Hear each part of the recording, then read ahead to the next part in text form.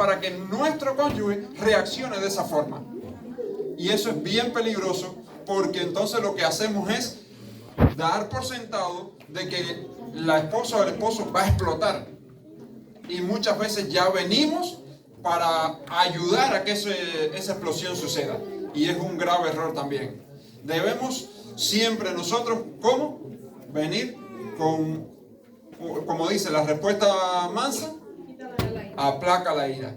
Nosotros somos los que debemos desligarnos de que nuestra esposa o viceversa, las mujeres, son personas airadas. Tenemos nosotros que cambiar eso en nuestra mentalidad y ser nosotros cada vez más pacificadores, y eso puede ayudar. Usted vaya a Cristo y conlleve a que su esposa o su cónyuge vaya a Cristo, y va a efectuarse un cambio progresivo en este matrimonio. Si usted se enfoca en cambiar y en cambiar a la otra persona, va a estar en el error. Ahora, hay un detalle que se me estaba pasando, es el siguiente. Allí debemos tener presente que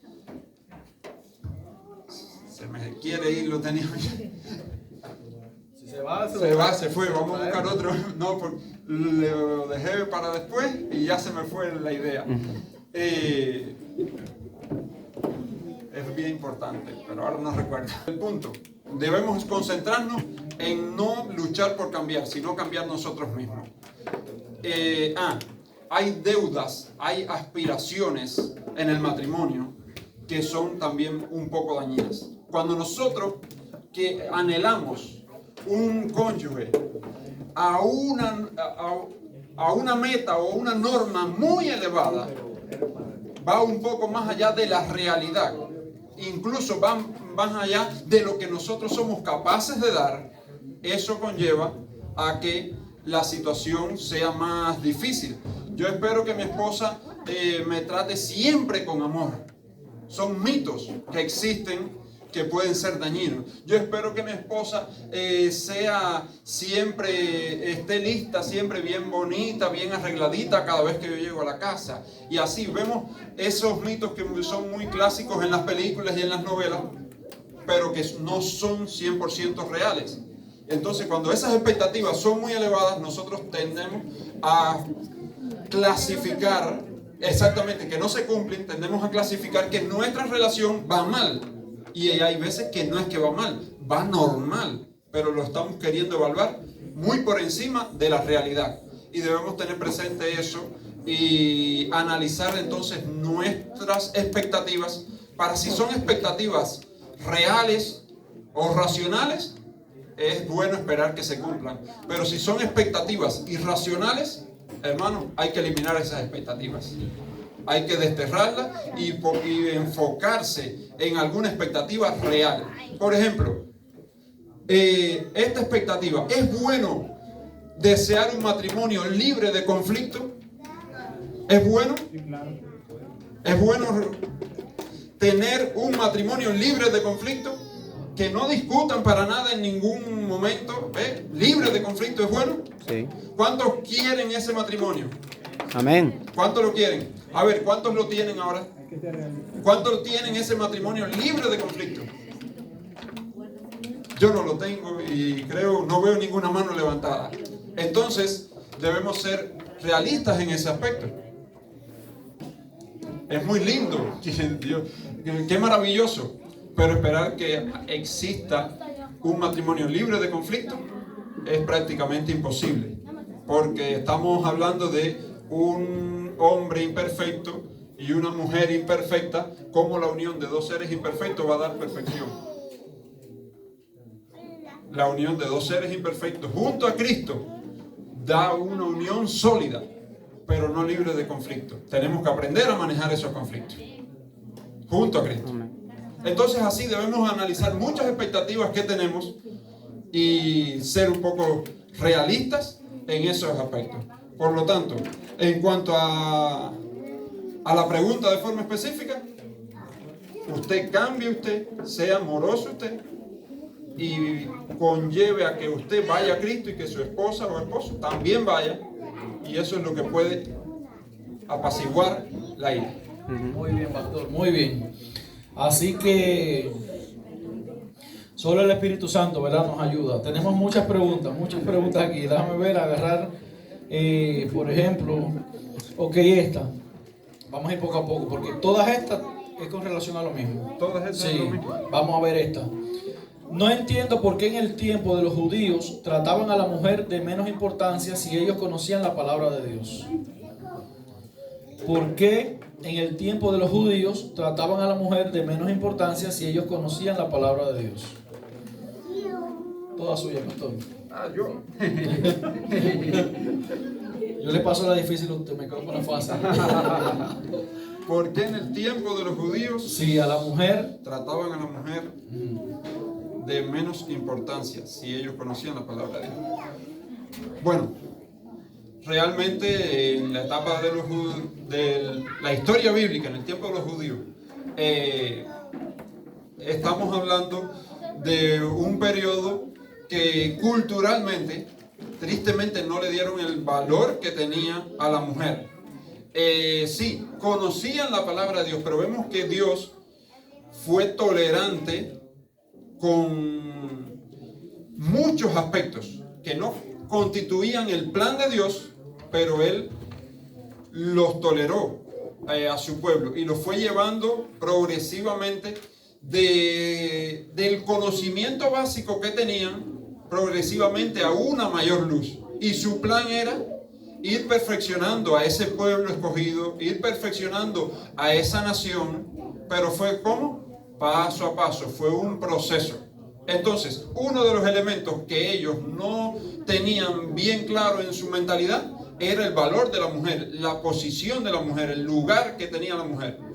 Y bueno, ahí lo intenté explicar de esa forma, que Dios lo toleraba. La Biblia en el Antiguo Testamento no vemos a lo mejor porciones así tan enfáticas como en el Nuevo, que sí ya vemos más palabras relacionadas al tema de la mujer, pero sí vemos que Dios permitió que existieran grandes mujeres que hicieron grandes obras y que rompieron con ese rol que tenían la mayoría. Y vemos a Débora, por ejemplo, vemos a la labor que hizo Esther, y así hay varios momentos de la historia en los cuales la mujer salió del patrón cultural ese, pero bueno, Dios lo toleró. Pero ¿qué ha ido haciendo Dios con su pueblo? Lo ha ido llevando a una mejor comprensión de la verdad, a una mejor comprensión de su plan. Y ya hoy la iglesia adventista, ¿en qué lugar tiene la mujer? En un lugar correcto, equilibrado. Así que así es como pienso que Dios ha trabajado con su pueblo y aún está trabajando con nosotros, no solo en este aspecto, sino en otros puntos, en otras verdades. Pastor, yo quería agregar a ese punto, y es que tenemos que entender que Dios no obliga al ser humano, ¿ok? Nosotros, el ser humano cayó en pecado, y el pecado, ¿qué cosa es? Lo malo, ¿ok? Entonces, normalmente al hacer lo malo, pues entonces hace lo que a Dios no le agrada, como denigrar a la mujer y demás. Pero como Dios lo obliga, poco a poco fue enseñando al pueblo hasta que el pueblo llegara a lo que Él quería. Pero por eso mismo, como usted dice, Dios contestó cada una de las oraciones de las mujeres fieles. Exacto. Cada mujer que se arrodilló y clamó a Dios, Dios le contestó.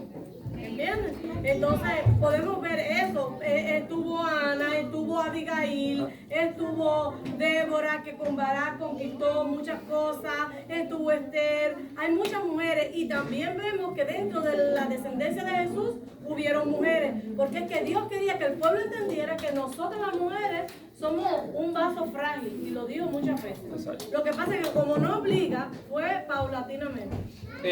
Cuando Dios creó el Edén, una de las palabras que pudiésemos usar para describir ese ambiente que existía es la palabra equilibrio. Todo era equilibrado.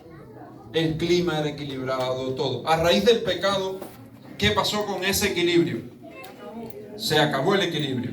Y es por eso que hoy vemos un lugar que usted suelta un huevo en la carretera y se fríe. Y en otro tira un vaso de agua y se congela. Ese equilibrio se rompió. Y así pasó con el ser humano.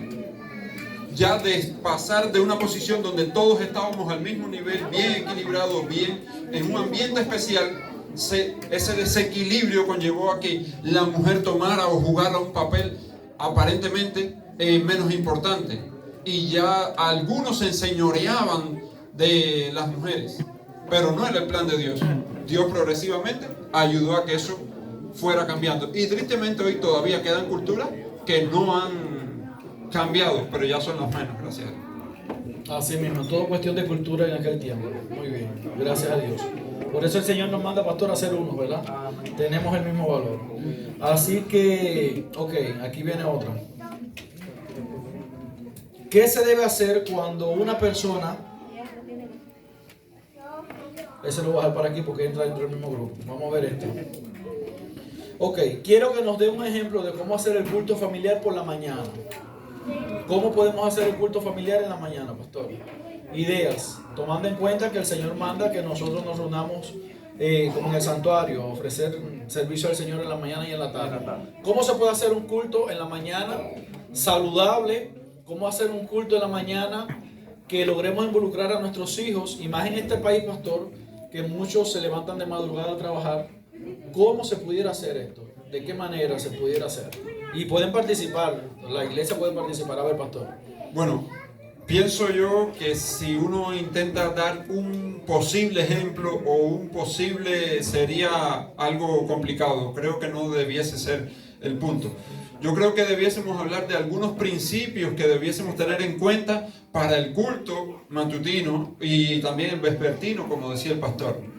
Y un elemento, pienso yo, que sería dinámico, en el aspecto de que estamos en un tiempo donde tenemos todos una velocidad increíble, en el trabajo, en la casa, en una tienda, todo es rápido, entonces un culto de esos monótonos, o donde sea siempre lo mismo, 365 días en el año hay lo mismo, puede que sea un poco complejo. Entonces, pensando un poco más en nuestros hijos, debemos tener un culto dinámico, interactivo, donde todos puedan aportar, donde todos puedan sentirse parte de eso, de esa programación espiritual, de ese encuentro matutino con Dios. Es uno de los elementos principales. Ahora, en medio de ese dinamismo, en medio de esa variedad, hay patrones que no debemos nunca dejar pasar por alto. Y es tener un encuentro con Dios a través de la palabra. ¿Cómo lo vamos a hacer? Varias formas, pero debemos tener un encuentro con Dios a través de la palabra. El Señor debe hablarnos a través de su palabra. Allí. Un día puede que usted esté analizando un versículo, otro día un capítulo, pero tiene que tener un encuentro con Dios a través de su palabra. A pesar de que podamos leer varias matutinas, pero el encuentro personal a través de la palabra es vital. Y otro elemento, un encuentro con Dios, ¿a través de qué? De la oración. Usted necesita también en ese horario temprano o en la noche también tener un encuentro con Dios a través de la oración, donde usted no solo le hable a Dios, sino que usted sienta que Dios le hable a usted. Y una de las cosas que he hablado en algunos momentos es que hay personas que han tenido a lo mejor la oportunidad de escuchar la voz de Dios como la escuchó Moisés, así. Yo me imagino aquella escena y pienso cómo Moisés escuchó la voz del Señor así, tangiblemente. Pero yo no he tenido esa oportunidad. Pero sin embargo he tenido, gracias a Dios, la maravillosa bendición de que Dios me habla a través de el corazón, que impresiona mi mente. Y qué agradable es cuando yo a través de la oración tengo la maravillosa oportunidad de ser impresionado por Dios con una respuesta de alguno de los pedidos que yo estoy haciendo. Que Dios nos esté guiando. Por lo tanto, es otro elemento vital, que usted tenga un encuentro con Dios a través de la oración. Amén. Ahora, quisiera escuchar algunos de los elementos, algunos de los consejos que usted puede dar para un culto familiar, un culto vespertino o matutino. Exactamente, acá nuestra hermana cantante menciona un detalle bien importante y es la alabanza. Eso no puede faltar, es real. Muchas gracias. ¿Algún otro consejo, elemento? Yo pienso que involucrar, si la familia tiene hijos, involucrar a los niños, no importa que sean pequeños, involucrarlos, hacer como un rol de que ellos tengan una responsabilidad en el culto, y de esa manera nosotros como papás vamos a generar en la mente de nuestros hijos a que en el santuario, en la iglesia, son colaboradores de Dios. Amén. No solamente los padres tienen que llevar a cabo el culto, tienen que hacer participantes a los hijos. Perfecto. Muchas gracias. ¿Alguien más? La oración. Ajá. Yo, por ejemplo, yo no hago todos los días el culto familiar por la mañana, pero las veces que hago el culto familiar, pues nomás con mis dos bebés. Y lo primero que hago es estudiar la lección. Oramos, estudiamos la lección de Betito y estudiamos un pedacito de la Biblia y luego oramos, cantamos un cantito, oramos y luego yo me quedo estudiando mi lección. Y ya dejo. Yo quería decir, lo digo por experiencia propia. Si sus hijos en su escuela aquí se estilan mucho que los jóvenes o los jovencitos aprendan un instrumento. Si su jovencito toca un instrumento en la banda de la escuela, traiga ese instrumento y en el culto familiar que lo toque. Porque cuando yo aprendí a tocar piano, mi hermano tocaba saxofón y en el culto teníamos que entrar en el piano, mi hermano el saxofón y tocamos.